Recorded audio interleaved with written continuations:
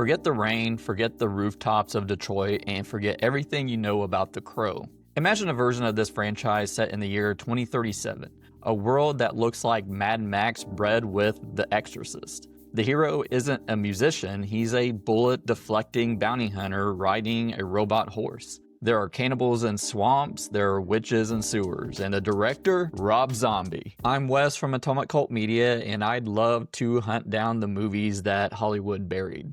Today, we aren't just reading a script, we are virtually screening the movie that almost killed a franchise, or maybe resurrected it. Why was the hero swallowed by a monster to get his memory back? Why are the villains named Fango Dango and Captain Skag? And why did the producers look at the script and say, absolutely not? Pour a drink, lock the doors, we're watching The Crow 2037. Before the lights go down, you need to understand the crime scene. It's the late 90s. The studio is desperate to keep The Crow alive after Brandon Lee's tragedy and a lukewarm sequel. They want edge, they want grunge, they hire Rob Zombie. But here is a secret that explains everything you're about to see. This was never supposed to be a Crow movie. According to industry lore and producer Jeff Most, Rob Zombie didn't write this for the franchise. He had a standalone script in his desk drawer called 2037, A New World of Gods and Monsters. When he got the gig, he essentially took his original sci-fi horror story and spray painted a crow onto the main character's shoulder. That's why this mythology feels off. That's why we're in a Borderlands-style wasteland instead of a city. Zombie wanted to burn the mythology down and build a heavy metal album cover in his place. The result is a protagonist named Basil Gorgon,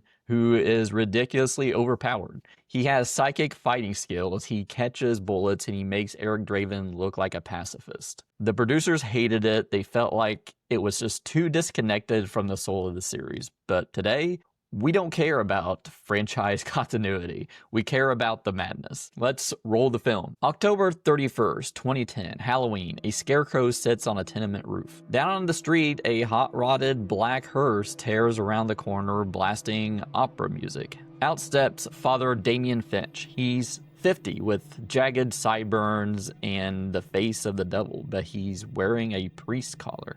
He enters a building that is pure Rob Zombie texture. Filth, decay, and sideshow freaks. He meets an old witch named Gretchen. He hands her a baby with two heads. Gretchen drops the infant into a cauldron. The room explodes with light.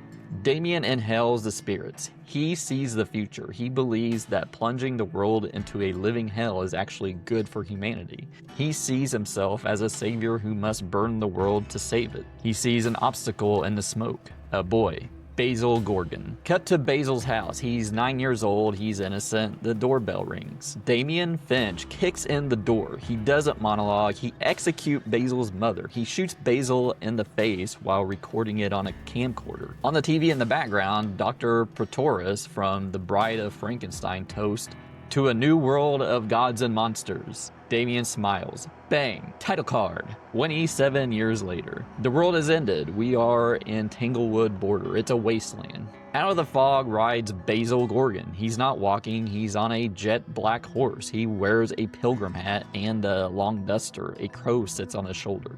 But Basil doesn't know why he's back. He has total amnesia. For 27 years, he's been wandering the earth, unaware he's an undead avenger. He meets his partner, Fats. Fats is a portly British guy in a leather poncho whose entire body is covered in a skeleton tattoo, including a skull tattooed directly on his face. They are bounty hunters. They track a target into the mausoleum. Basil moves with supernatural speed. He's overpowered. He doesn't just fight, he senses movements before they happen. They find a flyer with a new target, wanted dead or alive.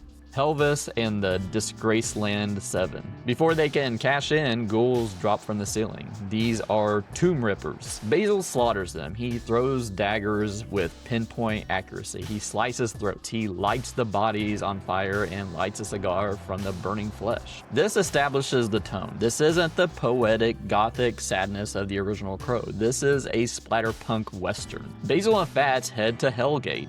It's a mix of Tombstone and a decaying Los Angeles. They enter a strip club called the Haunted Palace. We meet the target, Helvis, a fat, crusty Elvis impersonator with red skin.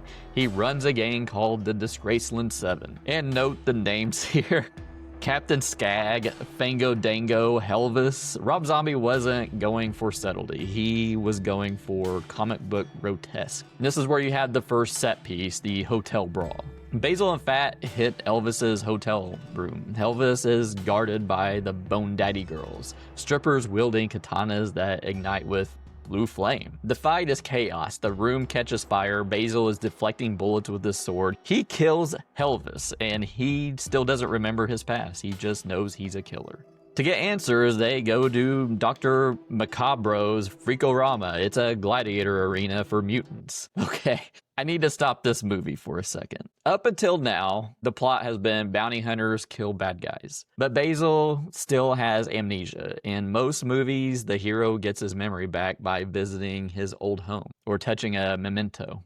In The Crow 2037, Basil gets his memory back by being eaten. And I'm serious, the script calls for a monster to swallow him whole, and the digestive acids trigger his flashbacks. This is the moment where the producers probably looked at each other and said, we made a huge mistake. But let's continue. Basil enters the fighting pit. The gate opens. Out comes Boshi. It's a 7-foot-tall mass of white flesh. No head, it's just a mouth on a torso, tentacles everywhere. Basil fights it, but the Boshi is like jelly. It absorbs his sword strikes, its mouth expands and swallows Basil whole. Inside the stomach, the acid burns Basil's skin. Zap! The pain triggers a memory. He sees the devil mask. Zap! He sees Damien Finch killing his mother. Zap! He remembers he is the Crow. Basil explodes out of the monster's stomach in a shower of gore. He screams. He is reborn again. He teams up with a new crew. Dr. Hugo Hives, a creepy old man in a top hat. Tarkus Thorn, a heavy weapons mercenary, and Israfel, a 14-year-old assassin girl called Angel. They plan to infiltrate Castle Black through the swamps. They fight swamp cannibals. It's gratuitous violence. Meanwhile, Damien Finch, now an old man with a Fu Manchu mustache, is waiting. He knows Basil is coming. In fact, he's counting on it. He captures Fats and drags him to the castle for a little dinner party. We're in the endgame. Basil infiltrates the castle. Damien is hosting a feast. Fats is strapped to a torture device above the table. Damien taunts him, then slices his throat just enough to bleed into a cup.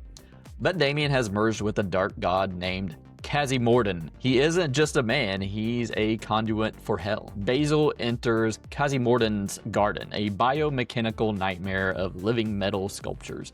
Damien appears, glowing with yellow energy. Damien pulls a figure from the earth. It's Basil's mother. She looks alive. She begs Basil to join her in death. Basil almost falls for it, but he looks at her eyes. They are dead things. "You are not my mother," Basil screams. He stabs her. She melts into a horned demon. Damien is furious. He transforms into a stone golem, a giant made of castle rock. It's a kaiju fight, Basil versus the rock monster.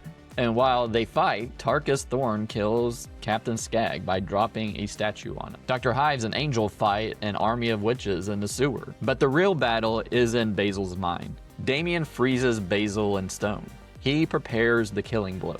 He repeats the line, "To a new world of gods and monsters." That line triggers the final flashback, the clarity. Basil's eyes bleed red tears. The crow makeup forms on his face, not from paint, but from his own blood. Basil shatters the stone. He swings his sword. He connects. Damien Finch explodes into dust. The castle crumbles. The evil lifts. But there is a cost. Basil finds Fats. The big man is dying. Fats hands Basil his money bag. "Don't spit it all in one place," and then dies. But then a shadow of a crow rises from Fat's body, a hint that the power is moving on. It's ambiguous. The final shot, Basil stands alone in the Black Forest. He mounts his horse, the crow lands on his shoulder. "From hollow ground I was taken, for I am the crow." He rides into the fog, fading away like a ghost. So, The Crow 2037. Why did this movie die? Producer Jeff Most was clear. It strayed too far. They wanted a gothic romance about grief. Rob Zombie gave them a psychedelic western about a Superman fighting witches. Rob Zombie eventually got tired of the development hell. He walked away, taking his weird names and his Freak-O-Rama aesthetic with him to make House of a Thousand Corpses. The script does have problems. The dialogue is weirdly stiff. Zombie hadn't quite found his redneck poetry voice yet. The plot device of getting eaten to regain memory is sort of laughable, but here is the atomic verdict. I feel like this is a bullet dodge for the franchise, but a lost tragedy for cult film fans. As a Crow movie, it fails. It has no heart, it has no tragedy. Basil is just too cool, too strong, too invincible. But as a Rob Zombie movie, it would have been a visual feast, a 90s trash masterpiece that we would still be talking about today.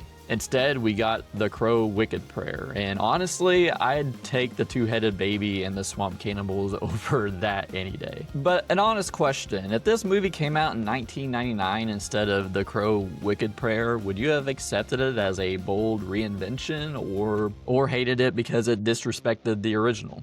Let me know down in the comments below. So this is a new sort of video series I've been thinking about working on. So if you want to see more, hit that like button, let me know, and maybe subscribe, and I'll see you later. Bye.